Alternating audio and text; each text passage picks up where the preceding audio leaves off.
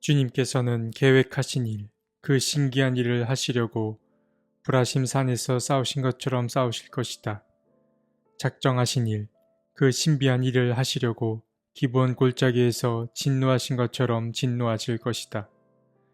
그러니 너희는 내가 경고할 때에 비웃지 말아라. 그렇게 하다가는 더욱더 궁지에 몰리고 말 것이다. 만군의 주님께서 온 세상을 멸하시기로 결정하셨다는 말씀을 내가 들었다. 이사야서 28장 21에서 22절 말씀. 우리는 어제까지 우주적 규모의 하나님의 심판 메시지를 다루었습니다. 전 세계에 닥칠 하나님의 심판이 여러 가지 비유를 통해 묘사되었습니다. 물론 그때에도 하나님은 심판에만 목적을 두지 않으셨고 구원과 회복에 관하여서도 말씀하셨습니다. 오늘부터 나누게 될 이사야서 28장부터 39장의 말씀은 하나님의 시선이 다시 이스라엘과 유다를 향하게 됩니다. 하나님은 자신이 택한 민족이었던 이스라엘과 유다를 향하여 다시 한번 심판 메시지를 전합니다. 그래서 오늘 말씀은 먼저 북이스라엘을 향한 심판 메시지가 등장하고 뒤이어 남유다를 향한 심판 메시지가 등장합니다.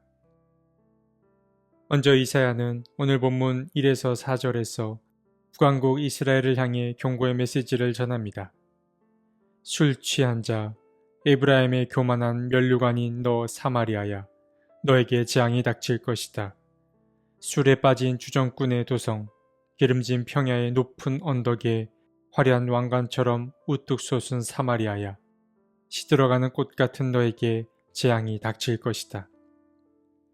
이사야는 북왕국 이스라엘의 수도인 사마리아를 일러 술에 취한 자라고 불렀습니다.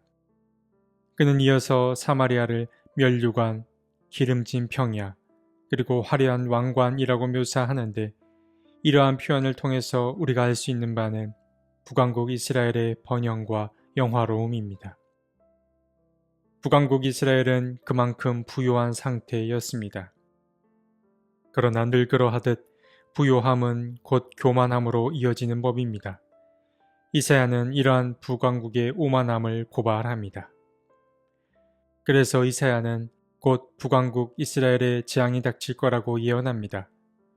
주님께서 강하고 힘있는 자들을 보내셔서 북왕국을 땅에 쓰러뜨릴 것이고 또 그들은 짓밟히게 될 것이며 그리고 마치 꽃과 같이 사람에 의해 꺾이고 말 것이라고 이야기했습니다. 이어서 이사야는 7절 이후부터는 남왕국 유다를 향한 경고의 메시지를 전했는데 그는 다음과 같이 말합니다. 유다 사람이 포도주에 취하여 비틀거리고 독한 술에 취하여 휘청거린다. 제사장과 예언자가 독한 술에 취하여 비틀거리고 포도주 항아리에 빠졌다.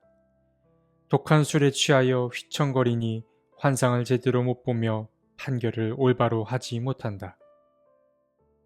이사야는 현재 유다 사람뿐만 아니라 남유다의 제사장과 예언자들 모두가 술에 취해 비틀거리고 휘청거린다고 말합니다. 그들은 술에 취해 올바른 판단을 하지 못하고 있습니다.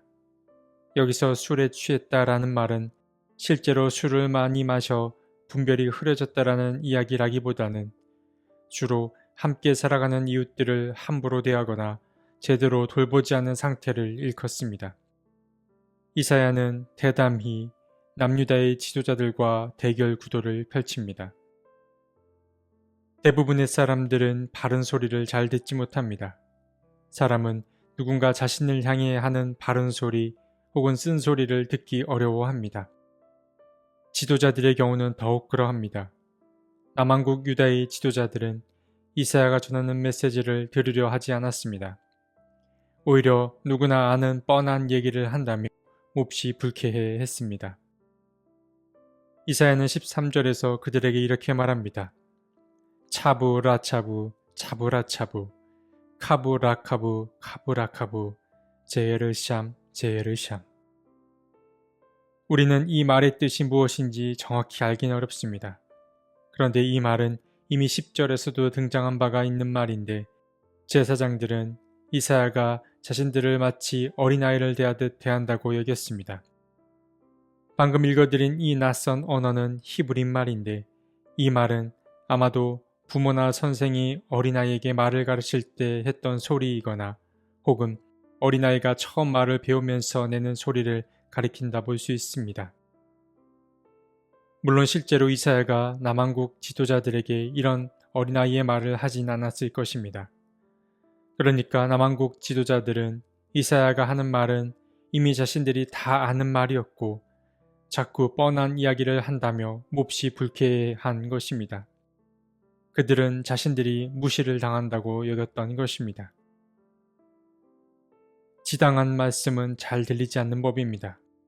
그러나 때로는 아는 말이라도 다시 들어야 할 때가 있습니다. 여기서 우리가 안다라는 것이 과연 무엇인가를 생각해 봐야 합니다. 알지만 삶으로 번역해내지 못한 알문, 참된 알민가를 우리는 고민해 봐야 합니다. 남한국 지도자들은 주님의 말씀을 누구보다 잘 알았습니다. 그러나 그들의 알문 관습화되어 버렸고 굳어버린 알문, 진정한 의미에서의 알미 아니었던 것입니다. 지도자들의 머릿속에는 주님의 말씀이 가득했지만 그들의 직접적인 삶과는 무관했던 것입니다. 바로 여기에 삶으로 이어지지 않은 알의 위험이 있는 것입니다. 주님은 하나님으로부터 떠난 이들에게 덫을 놓아 잡히게 하겠다고 말씀하십니다. 그 이유는 남한국 유다의 지도자들이 이수의 고통을 외면한 것뿐만 아니라 하나님이 아닌 것들을 의지했기 때문입니다. 하나님이 아닌 다른 것을 의지했기 때문입니다. 예루살렘의 지도자들은 바로 죽음과 언약을 맺었고 스올과 협약을 맺었습니다. 그들은 이렇게 말합니다. 우리는 죽음과 언약을 맺었고 스올과 협약을 맺었다. 거짓말을 하여 위기를 모면할 수도 있고 속임수를 써서 몸을 감출 수도 있으니 재난이 닥쳐와도 우리에게는 절대로 미치지 않는다. 그들이 어떤 방식으로 죽음이나 스올과 언약을 맺었는지 알기 어렵습니다. 다만 추측하건대 남한국의 지도자들이 주변국들과 정치적 동맹을 맺었다는 사실을 이와 같이 표현한 것이 아닐까 여겨집니다. 어쨌든 중요한 사실은 그들은 이러한 협약을 통하여서 자신들은 안전하다고 느꼈다라는 것입니다. 하지만 이사야는 이러한 사실을 인정하지 않습니다. 그는 이러한 사실을 반박하며 주님이 하신 말씀을 근거로 삼습니다. 이사야는 주님이 스스로 시온과 맺은 언약을 신뢰하는 자만이 삶의 불안에서 벗어날 수 있다고 말합니다. 주님은 말씀하십니다. 내가 시온의 주춧돌을 놓는다. 얼마나 견고한지 시험하여 본 돌이다. 이 귀한 돌을 모퉁이에 놓아서 기초를 튼튼히 세울 것이니 이것을 의지하는 사람은 불안하지 않을 것이다. 주님은 시온의 주춧돌을 놓을 것이고 이 돌을 중심으로 기초를 세울 거라고 말씀하십니다. 초기 기독교 공동체에서는 이 주춧돌을 메시아와 연결짓기도 했습니다. 이 돌이 바로 예수 그리스도를 가리킨다고 보았습니다.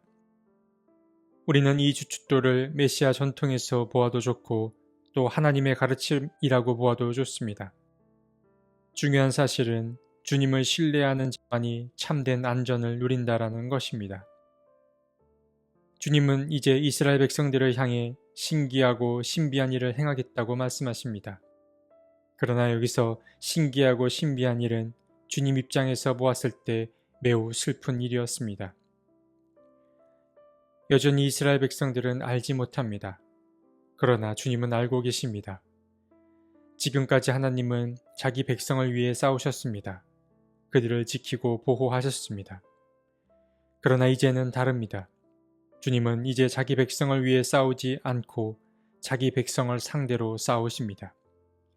이사야는 이러한 일을 일러 신기하고 신비한 일이라고 말하는 것입니다. 그는 말합니다. 주님께서는 계획하신 일, 그 신기한 일을 하시려고 브라심 산에서 싸우신 것처럼 싸우실 것이다. 작정하신 일, 그 신비한 일을 하시려고 기본 골짜기에서 진노하신 것처럼 진노하실 것이다. 여기서 브라심 산에서 싸운 이 일은 사무엘하 5장 17에서 21절에 등장한 이야기를 말합니다. 블레셋이 이스라엘을 침공했을 때 주님은 다윗을 통해 블레셋 군대를 무찌르셨습니다. 그리고 기브온 골짜기에서 진노하신 일은 여호수아 10장에 등장한 이야기인데, 이 사건은 주님이 태양을 하늘에 머물게 하셔서 여호수아가 아모리 군대를 무찌를 수 있게 도왔던 사건을 말합니다. 그러니까 두 사건 모두 하나님께서 이스라엘을 위해 이방 민족을 무찌르고 구원한 사건입니다. 그러나 안타깝게도 이제 주님은 그들로부터 돌아서서 온 세상을 멸하기로 결정하셨습니다. 오늘 우리는 이사야서 28장의 이야기를 나누었습니다. 이사야서 28장부터는 다시 북왕국 이스라엘과 남왕국 유다를 향한 하나님의 심판 메시지가 등장했습니다. 오늘 말씀을 통해 알 수 있었던 사실은 두 가지였습니다.